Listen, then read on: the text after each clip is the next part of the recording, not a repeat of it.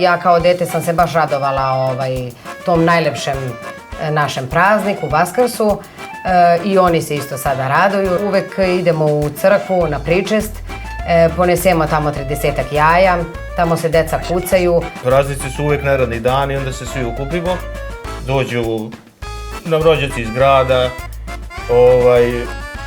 budemo tu svi zajedno za tom trpezom.